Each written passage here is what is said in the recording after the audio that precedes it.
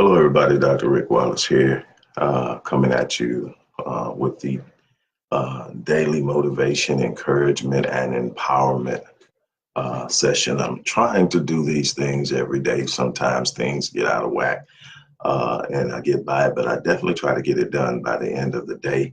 But I like doing it in the morning. Hopefully, a lot of people will catch it before they get their day started, and it'll help them start their day in the right way.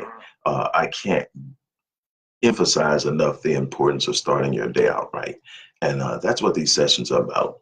There are going to be some other things coming to you. Again, like I told you a little over a week ago, I've partnered with Body by God, and we are embarking upon a major challenge. Our goal together is to impact the lives of 1 million people in 2019. We have ways we're going to track it. We're going to keep up with it. And we are launching actually a little early to get the momentum built. So start looking for stuff from us today, and things will branch out and become more intense as we move forward. I'll tell you more about that later. But in the meantime, as I said yesterday, there's a promo going on right now with Critical Mass, my 20th book, The Phenomenon of Next Level Living. And I'm going to give you a couple of principles out of this book today to give you an idea of just how powerful this book is. But if you purchase Critical Mass, you order a signed copy from me, what will happen is you will receive a free disc assessment. We already have some people who have taken advantage of it, starting when I announced it yesterday. Don't miss it, because what's going to happen is, because this actually requires my time to do these sessions, when my calendar gets full, the promo shuts down. So that is an amazing value. And that's what life is about, value. And I'm going to talk to you a little bit about that. What I'm going to talk to you about is a way right now, starting today, or maybe you want to start tomorrow, or maybe if you're a person that has to kind of start at the beginning of things, you'll want to start Sunday or Monday. But this is what you can do over a 7-day period. So maybe you want to start Sunday. But, I'm the kind of person, when I see something that's going to change my life, I start it now.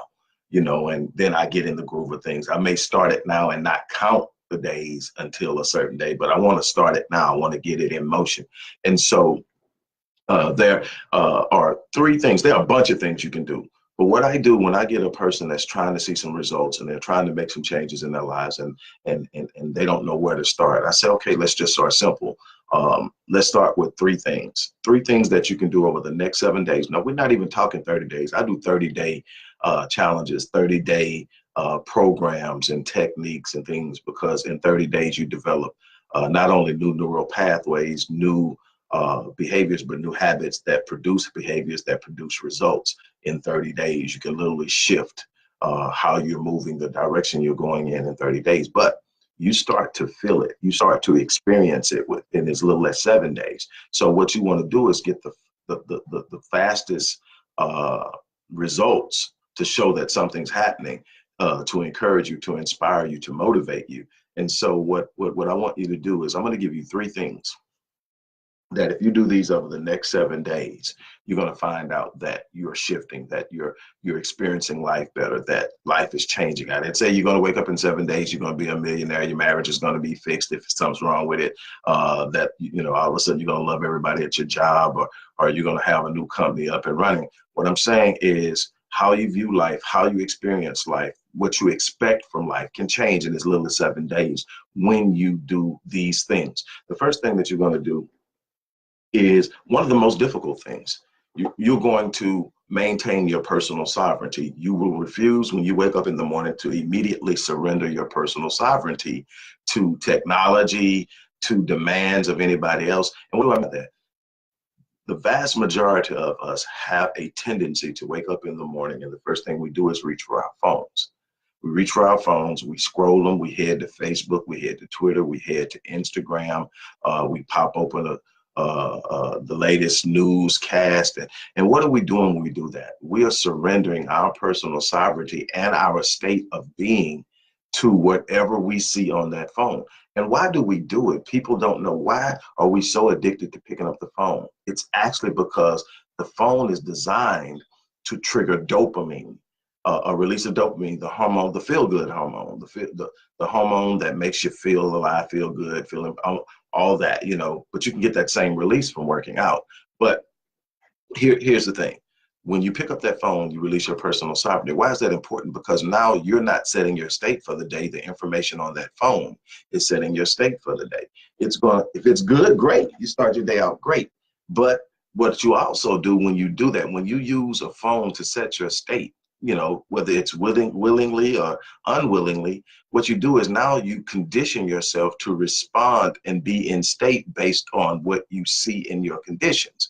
When you wake up in the morning and you maintain your personal sovereignty, you set your state not based on a condition, not based on what you're seeing, but based on your beliefs in yourself, in God, in your expectations, in your destiny. You determine this is how I'm going to engage my day. And you've probably heard this before. How you start your day is how you end it. If you win the first day, you win the first hour of the day, you win the day. And so why do you want to maintain your sovereignty? Is because you don't want to take a loss in the first hour.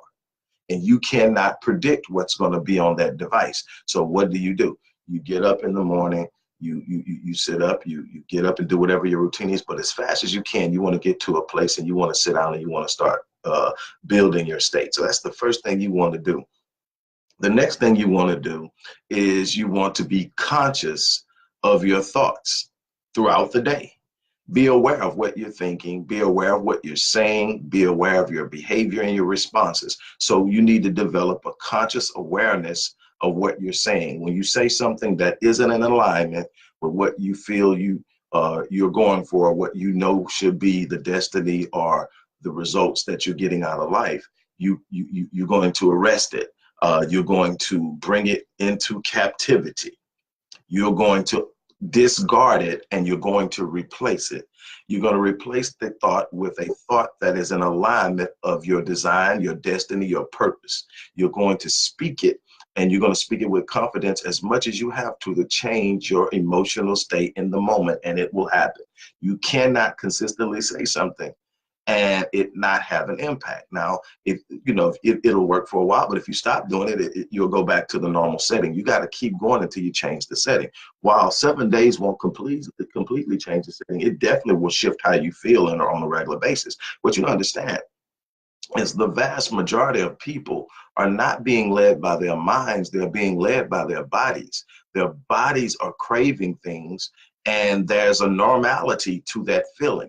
You ever wonder why, if something makes a person feel so bad, why they keep doing it? Because it's normal, it's regular, it's familiar, it's what they know. You could take them and put them in a better situation and they would tell you it doesn't feel right. What are they saying? They're saying it doesn't feel familiar. My body doesn't like it. It doesn't recognize it. And they will go back to the bad situation, or a situation that's worse, because they know it. And people do it in relationships, people do it in business, people do it on jobs, people do it all the time. You find the thing that's comfortable. Even though it's not working for you, you find it because you know it. And that's what you call your body being your mind. Your body is demanding a certain drug. Your body is demanding a relationship with a person. Your body is looking for that feeling. There's literally an emotional state, a feeling that body is used to having, and it's demanding it. And so you'll get up in the morning and your body says, I need coffee. Why? Because there's a state that coffee puts your body in. That's not your mind saying it. Your mind is responding to the demand, but your body is demanding it. Your body is literally saying, we need something to stress about because I know that feeling. So your body is telling your brain, find me something that will get me to this feeling of anxiety that I'm used to. So you have to be aware of that, and you have to stop it. You have to stop it because it's literally your body telling your brain, I'm not stressed out enough. I'm not worried enough. Find something to worry about. And let me tell you something. There's always something that you can worry about. I don't care who you are. I don't care where you are in life, what you have, who you know. There's always something you can be stressed about. The difference between those who are able to manage their lives and get through and overcome things isn't that they don't have things to worry about. It's that they know how to find the things that lift them. They know how to focus on the things that empower them. They understand that they're in charge of their life, that life isn't happening to them, that life is responding to them. The universe isn't just dumping on you. The universe just sit up and say, just look, I think I'm going to just go dump everything I can find on this one person or these particular group of people. The universe is designed by God to respond to your faith. you always get met at the level of your expectations. If all you're focusing on what is wrong, you are sitting up and you're saying, this is what I expect to happen. You don't worry about something you don't expect to happen. So when you worry about something, you are literally, without knowing it, creating an expectation for that thing to happen. And now you have given the universe or God or life, or however you look at it, no other option but to meet you there. If you want to change how life is happening, you make life respond to you. The universe respond to you. God has always promised, I'm going to respond to your faith. Not what you say you believe, but what you show me you believe. And so that's important. So you're going to start out by maintaining your sovereignty. And I mean, with me, it's at least 30 minutes before I open my phone. It's 30 minutes before I open my phone. Sometimes I go an hour, but at least 30 minutes. You can do as little as 15. But make sure that 15 before you open it is setting your state. It's focusing on where you're going for the day. It's focusing on how you're going to engage the challenges. Trust me, there are going to be challenges. It's not about having those days where nothing goes wrong. It's about developing the capacity that if something goes wrong every day, I'm ready for it. I'm built for it. I've got it in line. So you're going to do that. You're going to be conscious. What's the third thing you're going to do? And the consciousness is primarily teaching your body that it's not the mind. That your mind in how you think is going to set the state and is going to create it. But then, so where's the third thing? The third thing is the thing you hear me talk about all the time: gratitude. In the process of setting your state, you want to start with gratitude. What do you have to be grateful for? There's so many things to be grateful for. You have the things to be grateful for, like the fact that you're still breathing, that you're alive. Yesterday alone, you took 17,000 to 30,000 breaths. You probably went to a job that, even if you don't like it, helps you eat, stay alive, and take care of your family. Even if the finances are bad, there's the opportunity today to get up and change that. That's something to be grateful for. There are all these things. And then there's what I call the negative side, things that never happened, that could have happened. You could be dead today. You could have lost somebody very close to you. And if you did, I'm sorry. And there's a way to get through that. And I'll talk to that. But for the people who wake up and you didn't wake up to bad news, or you didn't go to sleep to bad news, that's something to be grateful for. If you've got children that have this big, glorious future in front of them, no matter how scary it might be, that's something to be grateful for. You were entrusted with their future. You were entrusted with their destiny. That's something to be grateful for, not to stress out about. That's something to be grateful for. That meant that God saw something in you, no matter how crazy your life was at the time, to bless you with this most precious gift of life, to nurture and to change. That's something to be grateful for, not to stress out about. You figure it out. You sit down and you figure it out. You don't become stressed out about gifts. You think about it, but see, we frame things different. We don't think about the gift. We think about the responsibility. No, I focus on the gift. My greatest responsibility is my wife.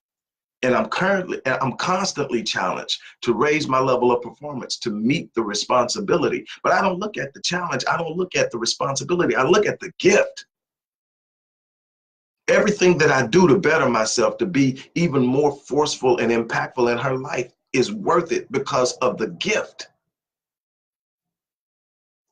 So you gotta really be careful of that. But this gratitude thing, why is gratitude so important? Gratitude is the gateway to abundance. What do you mean? Gratitude is the ultimate connection or state of receiving. What do I mean by that? What do I mean by that? Think about it. Thank you is one of the most common ways that you show gratitude, right? What do you normally say thank you for? When someone does something for you of value, open a door so that you don't have to, help you financially, give you resources, give you a connection to someone you need to connect with, give you a compliment that lifts your spirit, give you encouragement. You say thank you. Why? Because they exchange something of value. So then gratitude is the ultimate state of receiving. So when you learn to establish a heart of gratitude, that means teach and train yourself not to focus on the negative, but to focus on the positive. Gratitude comes from me, not because of the responsibilities and the challenges of being a husband, but because of the gift of marriage and the gift of having my wife. And so the challenges I meet every day, that's a part of the demand of being responsible to my wife and to my marriage. That's just part of the course. That's what I do. What I have to go through in order to be what I need to be for my wife, and that's a constant growth process. What I do, it can't even pale in comparison to the gift. But what if I looked at it differently? What if I stopped looking at the gift and I only looked at the struggle? Then I'm going to have this negative mindset. I'm going to close the doors of abundance. What happens is when you start to open the gate of abundance, when you start to have a heart of gratitude, when you wake up every morning and you find at least 3 things that you can be grateful for, and trust me, they're way more than that. Just training yourself to look for what's good is going to change your mindset. Again, you're developing a new neural pathway that looks for good things instead of bad things all the time. So you're waking up every morning. The first thing you do is looking for something good. Think about it. Your mind, I mean, the first thing you're going to do is you're going to look for gratitude, because in that priming session that you do in the morning, which is the first, I'm going to get up before I look at my phone, before I fix my coffee, before I do whatever I got to do, I'm in this zone. What do I have to be grateful for? And then when you change and you start to think grateful, you change your expectations. You change how you're going to engage this thing, how you're going to respond to things. The fact that no matter how bad it is right now, it always gets better, because nothing stays this way. Life is in motion. Life is dynamic. Life is not static. You're not stuck in this moment. If you sit up, you are thinking in a way that's creating your future. You don't want to keep thinking about what's going on now, because you're going to recycle it. You don't want to recycle the negative stuff. You want to learn from it and you want to discard it. You want to recycle the positive. You want to recycle positive thoughts, positive expectations, positive performances. And they're happening all the day. And if you're doing something great every day and you're not noticing it because you're focusing on what's wrong. Be aware of what you need to do, but don't be overcome by the responsibility of it. The responsibility of it is always tied to something greater, which is the promise of it. See, I'm responsible to my wife, but the promise of it is that I have love, respect, loyalty, and joy that I experience on a consistent basis with her. She brings a sense of purpose also to my life. And so I look at those things. I'm not looking at, okay, I've got to be better at this. I've got to grow at this. And, it's not about saying, man, I suck. It just sits up and says, I can always be better. And why wouldn't I want to be better for myself? But more, and just importantly, is why wouldn't I want to be better for my wife? Why wouldn't I want to be better for my kids? Why wouldn't I want to be better for the people who are looking at me and measuring the possibilities of their life through my life? Why wouldn't I want to be better? So I'm going to go out there and I'm going to take that as a responsibility attached to a much bigger promise. You're never going to have a responsibility that's larger than the result of the promise of living up to the responsibility. The universes are made that way. Sometimes we miss it because we're not focused, but stick with me. I'm almost done. But when you start to create gratitude, this is what we know scientifically now in the world of psychosomatics. This is what we know differently right now, is that when you start to develop a mindset of gratitude, when you start to think in a way of being thankful, there's over 1,200 chemical reactions that take place or occur in the body, and all of them work to heal and restore the body. So when you're in a positive mindset, you're literally healing yourself. And we've now got all these studies with the placebo effect, where the placebo performed at the same level or even greater in some instances than the actual chemical medicine that was given for a specific illness. In other words, it's the mind that heals. It's the faith and believe in the possibility of healing, and that something specific is healing you that actually brings about the healing. So this state of being in gratitude automatically triggers a healing process, a state of restoration. And one day I'm going to really get off into this whole idea of the quantum life, the quantum reality, the quantum model of being able to be one in consciousness with God, and what that means, because everything is there for you. There's no answer to no problem, to no situation, to no illness that is not available to you in a direct communication with the consciousness of God. But you have to understand how that works. It's not through ritual. It's not through sacrament. It's not through following somebody else's practice. It's through an intimate connection that you learn and you create by being engaged and trusting the process. Trusting. How many people are not grateful for their progress right now? How many people are more worried about what may or may not happen in their life than being grateful for what God has already done through you in your life? How many of you have people looking at you and admiring you and wanting to aspire to be where you're at, and you are focused on what's wrong in your life?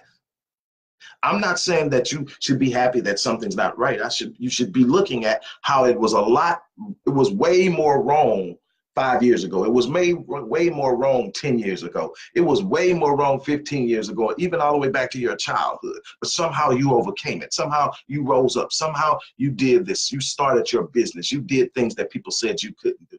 You did whatever, maybe in athletics, maybe in business, maybe in finance, maybe in marriage, maybe they told you you wouldn't live past 18 and now you're in your 30s, your 40s, your 50s. Maybe they told you you would never amount to anything and you're successful, but you've got something going on right now. Maybe they said you could never do anything in academia and you got a number of degrees, and those degrees in a certain way mean something to you outside of what they're able to do in the way of create a living for you.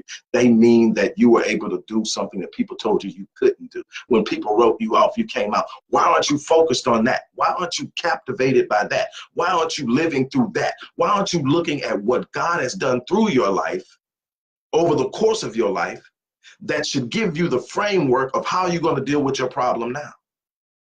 A heart of gratitude is the ultimate state of receiving. When you sit up and you make up your mind, I'm going to be grateful. Now, I'm not grateful for the problems. I'm not a sadomasochist. I ain't into pain. I'm not grateful for the problem. I'm grateful for the capacity to overcome it. I'm grateful for the fact that every time I look back over my life and some challenge was in front of me, the ability to endure the challenge, the ability to stay with it, the ability to focus and move through it made me a better person, and I always produced an awesome reward. I never had to fight through some nasty situation and ended up with nothing. Every time that I had to fight through it, something came. So yes, life is about fighting. Life is about pushing through. But once you understand the power inside of you, the battle doesn't take the same meaning to you anymore. You start to understand, man, it's like showing up at the gym. You know you're finna put your body through something, but you've lived long enough to see what the results look like when you do. It's the same thing. If I don't go to the gym and I don't put in the work, I don't get the same results.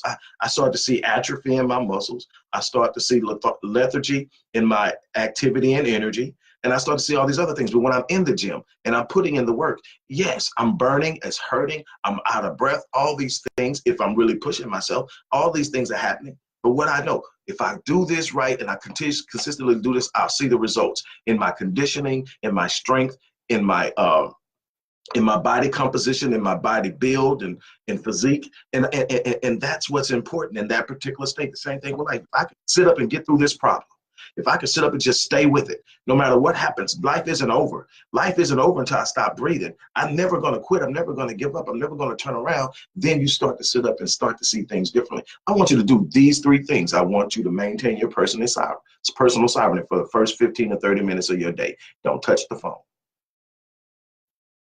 Don't touch the laptop. Don't touch the tablet. Don't turn on the TV. You know, I got to check the news for the day. I got to check the weather. The weather is going to be out there when you open your door, figure it out.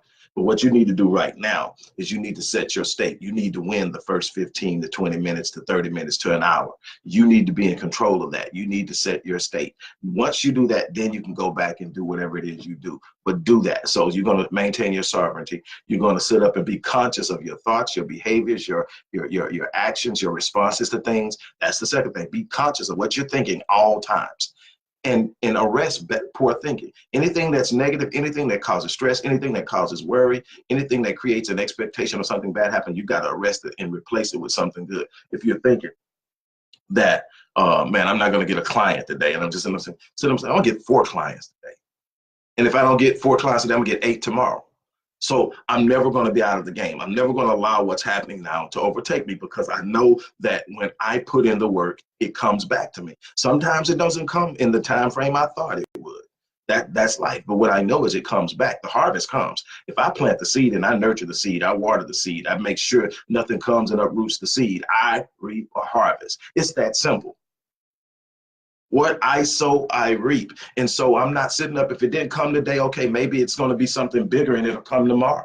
tomorrow. And that's the other thing. When you have delay always eventually produces the result, and the result is always greater than you expected. Delay always comes with a reward for persevering through it. So just think about this thing. And finally, you got to have this gratitude.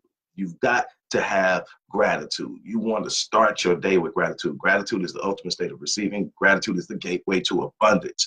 I cannot stress it enough. If you do this every day for 7 days, I guarantee you that your life will change. If you get up and you have a bad day and it goes wrong and you forget to do it, start over. You need 7 consecutive days of doing this and being conscious. I promise you, while it won't get you all the way there, you will already see the changes in your life. You will always really see how you feel different.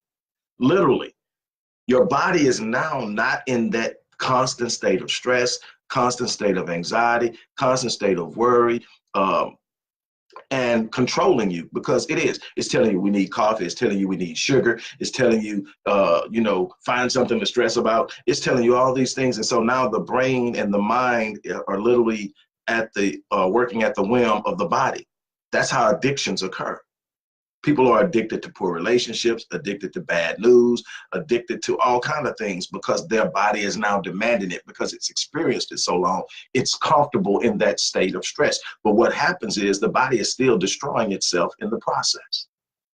You have to have this mindset of healing yourself by creating gratitude on a constant basis. Find a way to do it. Plug in. My ultimate way of doing it, and I'm out of here. My ultimate way of doing it is to connect to God. God is the pinnacle. That to me, and the way that I view God, and I probably don't view God the way that most of you do, but the way I view God is the ultimate. There's nothing bigger than God. God is expressed in everything that I desire, everything that I want, and nothing I fear and nothing I hate. And that's the way I see him. And so what I do is I look at my situations through the lens of God. It ain't big. If it ain't bigger than God, it's not a problem. It's a challenge. It's a puzzle. It's a situation. It's a condition, but it's not bigger than God. It's not bigger than. So if it's not bigger than God, it's not a problem. And that's how I look at things. When I get to the point where something I'm facing to me is bigger than God, then I've got a problem.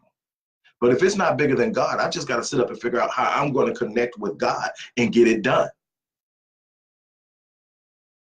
See, it's one thing talking about all this stuff as far as God, the supreme being, or the almighty, or whatever you refer to the supreme being of the universe being. It's one thing to just talk about it and throw the name out there and throw philosophies and concepts and religious sightings out there. It's another thing to sit up and say, man, I'm gonna ride this thing. I was created and designed for a purpose. And if I'm created and designed for a purpose, and the one that created and designed me is all knowing, all powerful, and always present, then I am never alone. I am equipped and I have the capacity. If that's the case, what in the hell am I worried about? And you'll find yourself, I don't care who you are, you're going to get those steps where it hits you, but you got to rescue yourself. That's what I'm talking about, being aware. Being aware of the moment where something hits you and you lose sight for a moment of who you got in your corner, or what you have in your corner, or what you have in your design. And you sit up there and all of a sudden you give more power to something than you should. So that's my thing. Put yourself in a state to be in the best possible position to win. And you are in control of that. No matter what you're facing right now, you're in control of that. What are you going to do? Get off the worry treadmill long enough to allow your mind to think. Bring down your cortisol levels, your adrenaline levels. Allow your heart rate to slow down. Allow your blood distribution to move back to the places where it matters, like your frontal lobe, your prefrontal cortex. So now that you can put both your creativity and your critical thought to use.